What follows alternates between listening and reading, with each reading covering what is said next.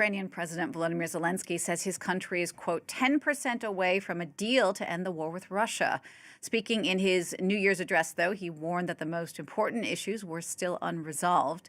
U.S.-led efforts to end Europe's deadliest conflict since World War II have gained pace in recent weeks, but both Ukraine and Russia remain at odds over the key issue of territory in a post-war settlement.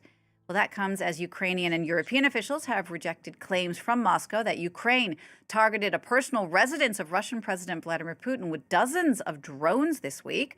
That allegation came from the Russian Foreign Minister Sergei Lavrov on Monday. For more on this, let's bring in our international affairs commentator, Doug Herbert. Doug, now, the CIA has also assessed that Ukraine did not target Russian President Vladimir Putin or one of his residences in that attack. What's that assessment exactly? Yeah, and this assessment, by the way, is confirming exactly what most Western intelligence agencies have been saying, not to mention Ukraine had been insisting from the start.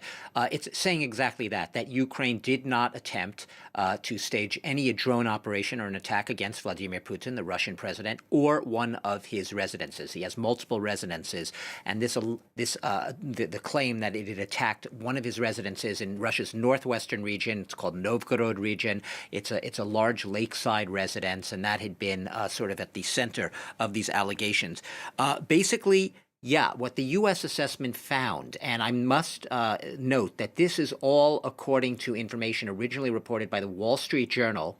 It was citing a U.S. official familiar with the intelligence, that is the CIA intelligence of the matter. The CIA itself has not publicly commented. It declined to comment for the newspaper. So this is all sourced from one Wall Street Journal report. But what they basically are saying, this intelligence source said, is that the U.S. found that Ukraine had been seeking to strike a military target in the region where Putin's residence is located, but nowhere near it, not even close by. And this would be in line with what Ukraine has openly acknowledged it's done throughout the war.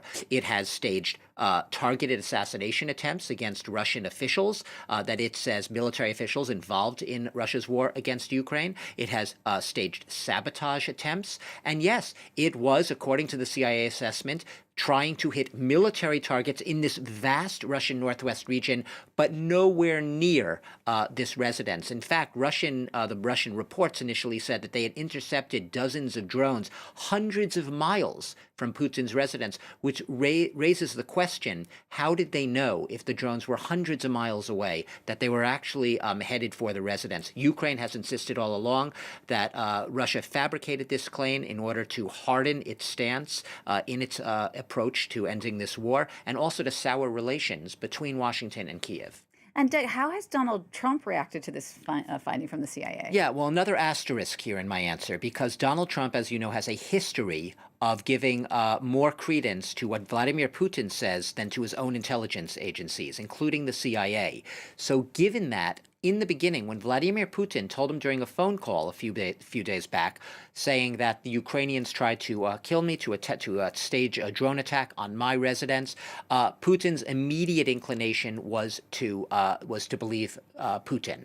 He didn't absolutely categorically say it wasn't possible that there was something else at play, but he seemed to lean in favor of Putin's version. I will note, though, that subsequently he seemed to change a little. He posted, I could show you, the New York Post tabloid newspaper posted an article basically in which it was very clear that it found that the tone of this editorial was essentially that Russia had indeed, been fabricating this claim, and that this was a lot of bluster from Putin aimed at basically thwarting any peace talk. And the fact that Trump linked to this opinion piece, this editorial in the New York Post, indicated that he was having second thoughts. And why? Because according to the Wall Street Journal, he had been briefed by a CIA director, John Ratcliffe, on exactly what I was just saying, that in fact, Mr. President, there is absolutely no evidence that Ukraine tried to stage this attack. It seems to be a Russian fabrication, and Trump seems to at least partially heard what John Ratcliffe, the CIA director, said to him. And Doug, just very briefly, what about Moscow? Is it sticking to its accusation? Yeah, absolutely. Moscow is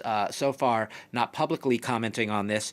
Look, Moscow has never, ever, when asked, by reporters at press conferences, officials, spokespeople, to provide evidence of its accusation that Ukraine tried to target Putin in one of his country residences, it did not provide any evidence, and all they really did say was that that Washington and others should trust the word of the Kremlin, should trust Putin when he says this.